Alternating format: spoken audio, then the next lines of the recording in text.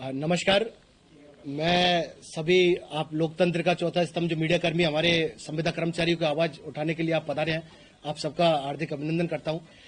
आज हमने एक प्रदेश स्तरीय अधिवेशन रखा है जिसके अंदर हम सभी संविदा कर्मचारी, जिसमें एनएचएम के माध्यम से एनआरएचएम, प्लेसमेंट एजेंसी 108, 104 और एमएमयू, एमआरएस प्लेस और ईसीजी टेक्नीशियन जो सभी कैडरों से आते हैं वो यहाँ पर एकत्रित हुए हैं। हमारी सबसे बड़ी पीड़ा यह है कि विभाग द्वारा अभी एक लेटर जारी किया गया था 2 जुलाई 2024 को कि आगामी जितनी भी भर्ती प्रक्रिया जो सीधी भर्ती होगी उसको लिखित माध्यम से कराया जाएगा। तो हमने यहाँ पर एक संयुक्त मोर्चा समिति का गठन किया है।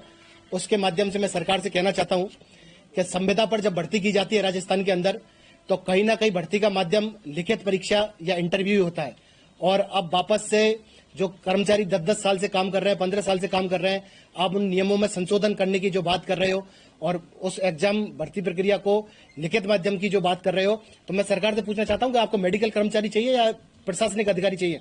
जैसे आरएएस आईएएस में किया जाता है तो फिर आप हमारा आरएएस आईएएस के बराबर ग्रेड पे कीजिए। तो हमारी सरकार से यही मांग है कि जो भी आगामी भर्ती प्रक्रिया की जाएंगी उन भर्ती प्रक्रिया को मेरिट और बोनस के अंक के माध्यम से किया जाए।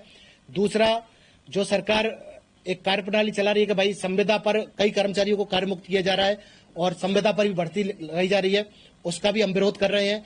और जो हमारे प्लेसमेंट एजेंसी के माध्यम से जो साथी लगे हुए हैं उनको जो वेतन की मांग है लंबे समय से चल रही है, उनके वेतन की मांग को लेकर यहाँ एकत्रित हुए हैं।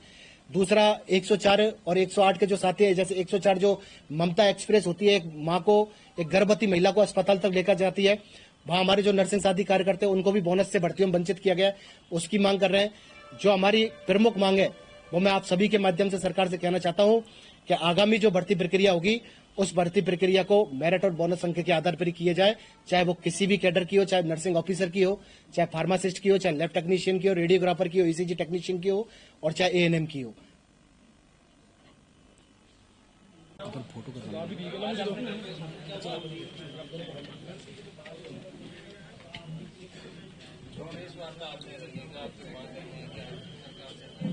आज हम पिंक सिटी प्रेस क्लब में हमने प्रेस वार्ता और अधिवेशन किया था। उसके माध्यम से हमने एक संयुक्त मोर्चा का गठन किया है और सरकार से हमारी मांग है कि जो सरकार रणनीति बना रही है नियमों में संशोधन करने का, कि आगामी भर्ती प्रक्रिया को लिखित माध्यम से कराया जाएगा, उसका हम विरोध कर रहे हैं।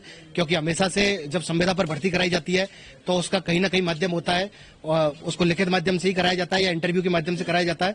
तो सरकार से हम मांग कर रहे हैं कि जो आगामी भर्ती प्रक्रिया की जाए उसको मेरिट और बोनस अंक के आधार पर ही किया जाए, नहीं तो संपूर्ण राजस्थान के अंदर संविदा कर्मचारी कार्य बहिष्कार करेंगे, सड़कों पर उतरेंगे। आज यहाँ पर 108, 104 के भी कर्मचारी आए हुए हैं और हम सभी एक साथ एक मंच से हैं और सरकार से यही मांग कर रहे हैं कि आप कोई आरएएस आईएएस तैयार नहीं कर रहे हैं, हम मेडिकोज हैं तो उनको मेडिकोज की तरह ट्रीट किया जाए और जो हमारी वेतन विसंगति की मांग है उनको भी पूर्ण रूप से पूर्ण किया जाए। अभी हम यहाँ से स्वास्थ्य भवन की तरफ कूच करेंगे और जो निदेशक हैं एराजपत्रित राकेश शर्मा जी, उनको हम ज्ञापन देंगे और मुख्यमंत्री हाउस पर भी जाकर हम ओएसडी साहब को ज्ञापन देंगे। आगामी बात अगर दिनों में बात नहीं मानी जाती है तो राजस्थान के अंदर हम 108, 104 के माध्यम से समस्त एम्बुलेंस कर्मचारी हड़ताल करेंगे, एनएचएम कर्मचारी हड़ताल करेंगे और राजधानी में 15 जनवरी से पूर्व राजधानी में एकत्रित होंगे। एक बार ये पहली दफा नहीं है, लगातार नर्सिंग कर्मचारी धरने पर रहे हैं, पुलिस ने खबरें दी थी, वापस भी धरने में। धरना इसलिए है सर क्योंकि जो हमारे मंत्री जी है वो हमारी मांग सुन नहीं रहे हैं। हम मंत्री जी के पास जब भी जाते हैं तो हमें समय नहीं दिया जाता। मेरे ये समझ में नहीं आता कि मंत्री जी के ओएसडी कितने हैं। उनके पास हम कई बार मांग लेके गए तो वो कहते हैं कि भाई हमारे पास तो फाइल ही नहीं आई। कभी अधिकारियों से हम मिलते हैं तो अधिकारी कहते हैं कि हमारे पास फंड नहीं है, हमारे पास बजट नहीं है आप लोगों को देने के लिए।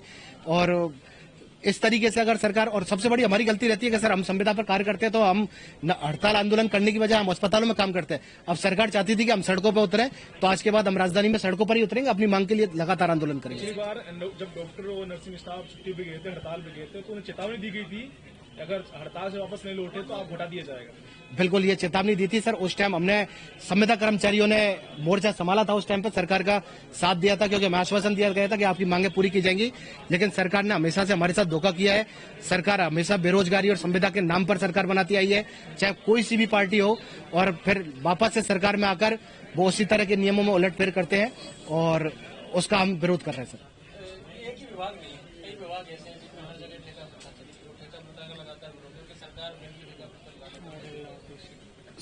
पूर्व मुख्यमंत्री श्रीमान अशोक गहलोत जी एक नियम लेके आए थे एक RSLDC बोर्ड के गठन का। तो सरकार की परिपाटी आ रही है कि भाई कोई अच्छा काम करता है तो उसको रोक दीजिए। सरकार को ठेकेदार से फायदा होता है सर। ठेकेदार गवर्नमेंट को फाइनेंस कर देता है और वो ठेकेदार फिर कर्मचारी की सैलरी में से काटता है। अब उनको तो बंधुआ मजदूर चाहिए, उनको क्वालिटी नहीं चाहिए। आप देख लीजिए कई जगह अस्पतालों में आपने को देखने को मिलेंगे कि जहां ECG टेक्नीशियन नहीं है, भाई यूट्यूब पर देखकर ECG की जा रही है। ठीक है, आपने अभी देखा होगा कि डॉक्टर भी किस तरह से फर्जी लगाए गए थे। इससे कोई मतलब नहीं है, सिर्फ अपने को बजट बताना है, पैसा बचाना है, वो कार्य सरकार कर रही है। हम सरकार से मांग कर रहे हैं कि ठेका प्रथा को बंद करके RSLD बोर्ड का गठन किया जाए। Thank you. आज जो संयुक्त मोर्चा की मांग थी कि आगामी भर्ती प्रक्रिया को मेरिट और बोनस अंक के आधार पर कराया जाए, उस मांग को लेकर अभी हमने निदेशक राज्यपति श्रीमान राकेश शर्मा जी को ज्ञापन सौंपा है। राकेश जी ने आश्वस्त किया है कि आपकी मांग को मैं ऊपर तक पहुंचाऊंगा और पूरी कोशिश की जाएगी कि आगामी भर्ती प्रक्रिया को लिखित माध्यम से न कराकर मेरिट और बोनस अंक के आधार पर कराया जाए। मैं सभी साथियों से अनुरोध करूंगा कि हमें हमारी प्रक्रिया जारी रखनी है और मुख्यमंत्री स्तर तक वार्ता लेकर जानी है। धन्यवाद।